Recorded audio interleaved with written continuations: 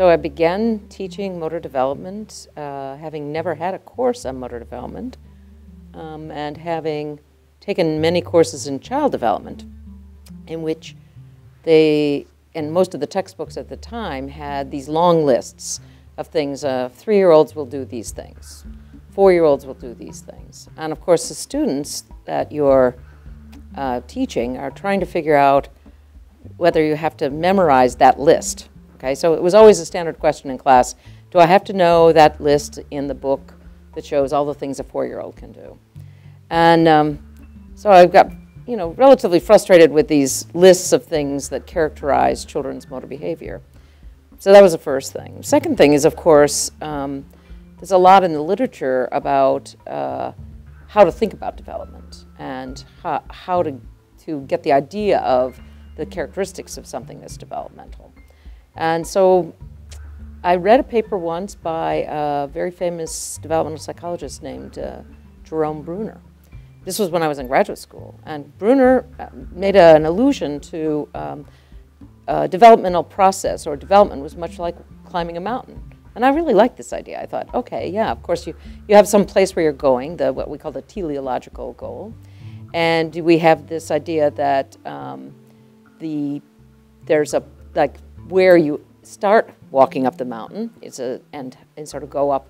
If you think about mountain climbers in Kilimanjaro or something, they talk about the base camp, and then they get up the mountain to another level of the mountain climbing. And so each one is sort of a place, a sort of stop-off place. So you have this kind of idea of periods or stages that you're climbing. So all that seemed to sort of fit. And, quite frankly, I can't remember the day I decided to say in class, motor development is like climbing a mountain. I always say that we're talking about the development of motor skills. I don't think we're just talking about any motor behavior, but that the whole idea is to understand the development of skillful motor behavior. And so the idea of a mountain gives you a very good conceptualization of that. That is, you're going to some end. That is to the top of the mountain. The idea of the mountain range came actually from talking with my graduate students, who we started talking about, well, this looks like it's only one thing. Wonder if I don't go up the mountain on these fundamental skills. Wonder if I do piano playing, or wonder if I am a skilled speaker of multiple languages or something. How do you characterize that? And in conversations with my students, my graduate students, we came up with this idea that, it's, a mountain range. It isn't like just one Kilimanjaro, but actually many mountains that you climb. Some of us never get up any, like I can't say that I ever got up the gymnastics mountain, but some other people would say they never got up the tennis mountain or something like that. There's change over time, like learning a motor skill or adapting your motor skill to an environmental change, is of course fundamental to everything we do. But when you look at the mountain, you see that it isn't just like 2 or 3 steps, which would be like adaptation, to like get over a stone or to go up this little path to go to that little place in your life. But the mountain really gives you the impression that this is a big and long process. So it's not like just going down the street, which might be considered motor learning, if you would, or just going up, 500 feet on a mountain. It's the whole mountain. And so therefore, the first thing you sort of have to appreciate is that the mountain speaks to you just straightforwardly. This is a big deal. This is a long process. It's a lifetime. And, that's probably it. The other part is that it's cumulative. Okay, so you have to go up, one base camp leads to the next base camp, which is the reflexive period, leads to the pre-adapted, and so on. Each of these is built upon the next one.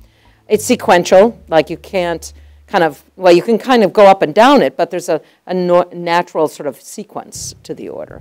And of course, it's the expression teleological, one of my students' favorite words, but meaning that there is some end state, and that's, of course, the top of the mountain. So I think it fits very nicely with a developmental perspective. First, you have to say, okay, motor development is like climbing this mountain. So what does that mean? Well, I have to do something. I have to be an actor. I have to be the person who does the climbing. So that's an action. That's a process. And then there's the how far did I get, which is the product.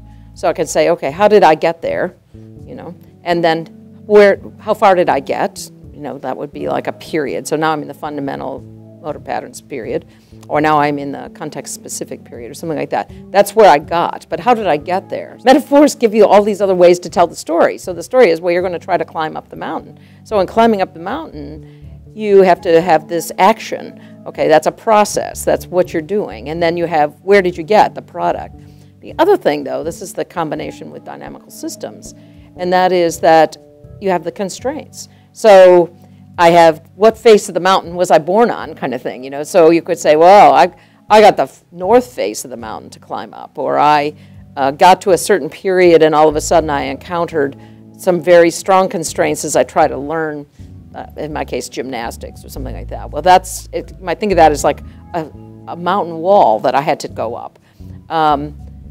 The other thing is, of course, how about me, the person, you know, where's my fitness level? So one of the things that makes it very difficult for people to climb mountains is that when the air changes, if you think about like the highest mountains in the world, these become very difficult to negotiate at the very top because the air is so thin. Well, the same is true about skillfulness. It's very hard at the very top, at the very peak of your motor performance. It's hard work at that point. You can see children who are very young, well before 10 or 11 years of age, be very skillful at something. But not in all activities. If there's a heavy cognitive component, such as strategies, then I think you'll see that it takes until they're much older before they can attain skillfulness. But you take something like swimming or gymnastics. I mean, how many of us have seen some little 5-year-old do back flip-flops, you know, and you're like, whoa, you know, they do these gymnastics tricks. But I'm not saying that it doesn't take cognition to be a gymnast, but there's no strategy to match your back flip-flops to somebody else's back flip-flop. So you can do your somersaults without having to play a zone defense, such as in basketball. So in basketball, you can become better and better, but it requires you to understand more very technical levels of the game rules and technical levels of defense and offense strategies. And as that ramps up, so if you could think of this as a continuum, that here's how much there is in terms of cognitive demand in a task, and here's the level of coordination needed.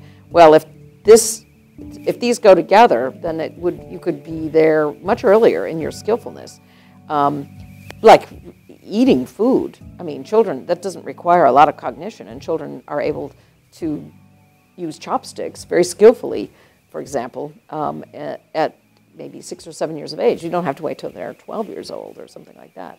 Whereas if we're talking about playing very complicated sports behavior, then sport behavior, that like, I'll just go back to basketball, it may take a long time. The other thing you have to remember is that some of our sports are not scaled to the child. So you'll never be really fast in swimming if you're always going to do 50 meters, you know, in your little tiny body and you have smaller muscles. But if we were to make the meter, if we made the pool the same, sort of scaled it to their height and their capabilities, you know, they might be very fast. If you, and the best example that comes to mind is basketball, where the net is scaled to adults and is not placed at a level that's scaled to the child's height. So I don't think, you know, I don't think we should be thinking that it's age. It's roughly age-related, but it's really the capabilities of the individual, and that those capabilities are kind of mapped pretty closely to the child's age, cognition being the example. But I mean, a father or mother could teach a child the strategies, and they could work on them, and they could get very good at those strategies. So they could become very skillful at some of these activities that have a cognitive load that's higher than the motoric load. If somebody worked on this. Well, if you do the calculations for using Erickson's idea that it has to be 10,000 hours, if you do the math on that, it's about 10 years, you know. And I always say it's not surprising that your insurance changes at around 25 years of age, because it probably maps pretty well to the number of hours that you've done driving a car. Probably a better measure of giving you your insurance rates would be to have a meter on how many times how many hours you've driven a car, so that some people could have reduced rates sooner because they drive a lot, and some people would wait till they were 30 because they don't drive a car very often. So, I mean, I think, I don't think we really scale that to the number of hours, but you could certainly do that in the same way that they, can, like a pedometer, it could just track how often you do. They do that with airplane pilots. In fact, that's a good example. Airplane pilots get certain degrees of their pilot license based on how many hours that they clock as a pilot. You could do the same thing with, so it's easier to monitor an airplane because it goes up in the air and so on, as opposed to a car. But you could easily put this into place if we were serious about it. Oh yeah, can we get stuck on the mountain? Oh, of course. I'm stuck on gymnastics. And gymnasts generally are stuck on not playing racquetball, ball skills. Yes, obviously, your family, friends, culture, school environment, all scaffold what you end up doing. And of course, if you're not good at something, then you kind of look for something that you might be better at. Millions of children participate in youth sport leagues in America from about 8 to 10 years of age. And then they just, kind of stop, many of them, because they're not picked to be on the teams or they're not good enough.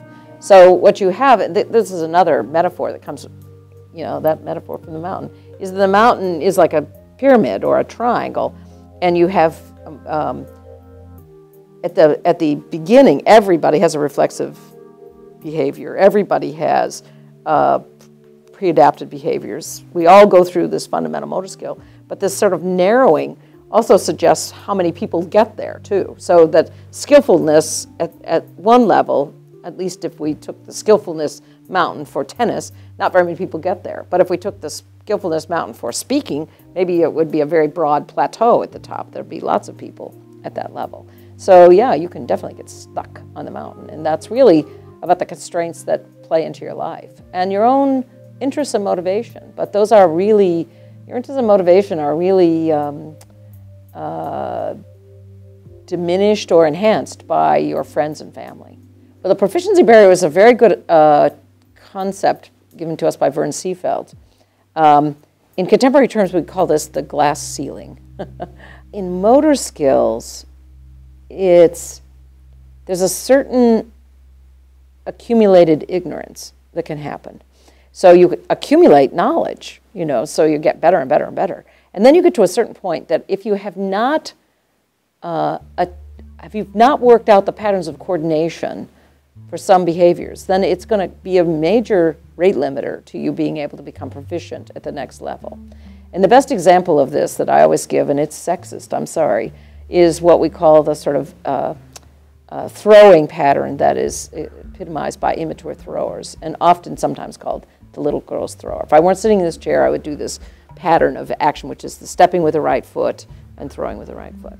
This is just an immature pattern. It's unfortunate that it's been characterized as a girl's throw, but that just means that girls didn't throw balls as much as boys. It's not genetically wired into anybody. Everyone throws like that at some point in their life.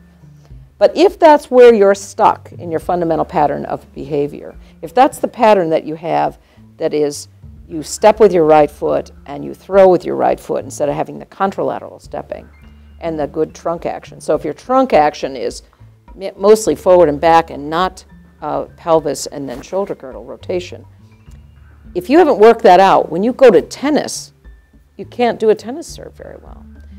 You can't do a good striking behavior and batting. And so that,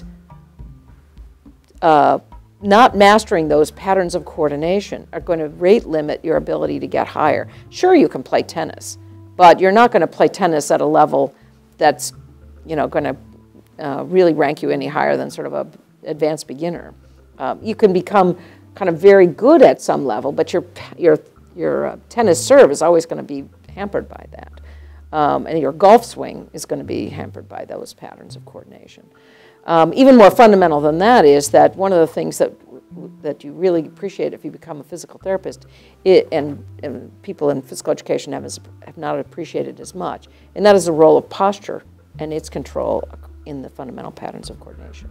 That is your ability to manage your head and your trunk and your arms over top of your legs while you're doing all these other behaviors. And that's also really managed and worked out in the fundamental patterns period.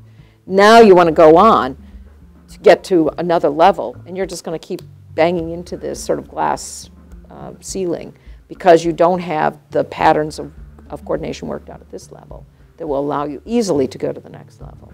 So it's a good concept, really. You know, you can do workarounds, but it's not, you know, it's not sweet. You need to go back actually and get those fundamental patterns worked out. How would an atypical person climb the mountain?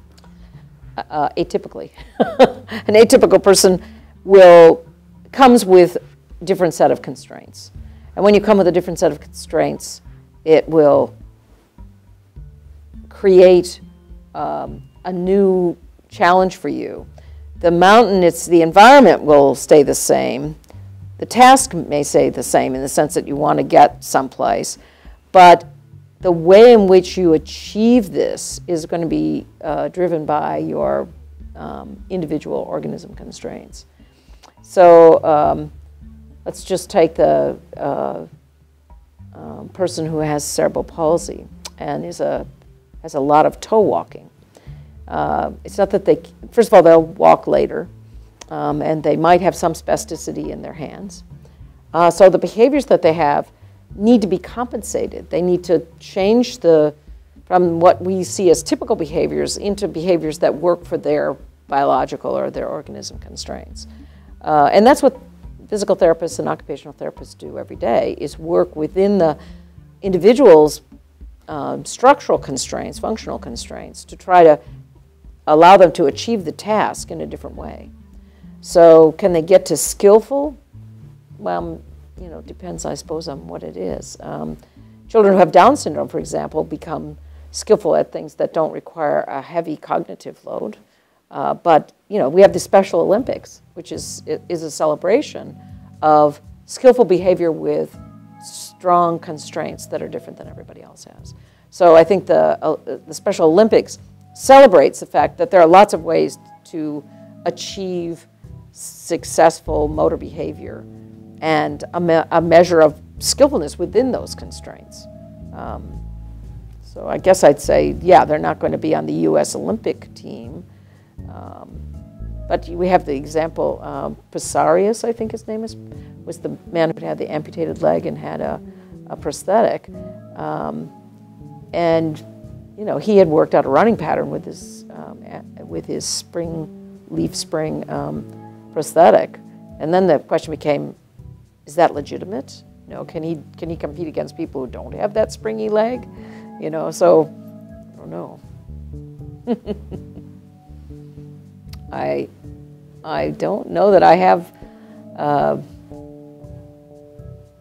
I guess I would have to say, people would have to give me some feedback as they use it. Like, there's a lot that's not in the paper or either of the two papers, but sort of just the way I've used it myself. Other people, the nice thing about publishing something is people then can read it and take it for their own use and see how they would use it or not use it or extend upon it. I would hope that you know, there'd be like a Mountain 2 paper that would come out with people commenting on how it works and how it doesn't work, where they need to think about it. Remember, it's only a model, it's not a theory.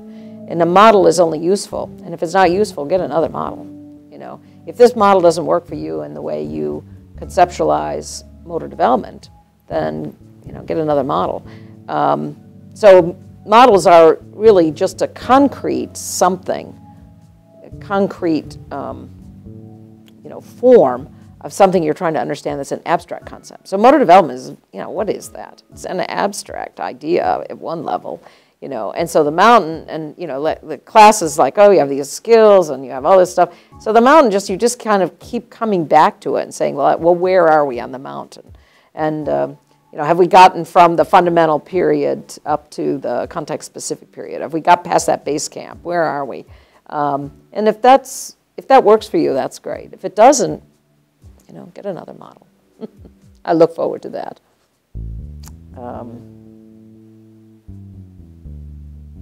Developing skillfulness is a big process, a long process, a high process. It doesn't get done in a day. You can't climb a mountain in a day, not the Lifetime mountain. So yeah, I mean, besides all the other stuff I've just said, I'd say it's, you know, look at the mountain and go, can I get that done in a day? No. You know, and does it take me 10,000 hours? I don't know about that, or 10 years. Well, hopefully it doesn't take you 10 years to climb a mountain. But if you think of it as a mountain range, and you say, I have to climb a lot of mountains, it's not just the mountain for tennis or the mountain for, you know, driving a car or something. It's all the mountains that I have to climb. Then, in fact, or the peaks, mountain peaks. Then, in fact, you can see even more clearly that it's a lifetime process.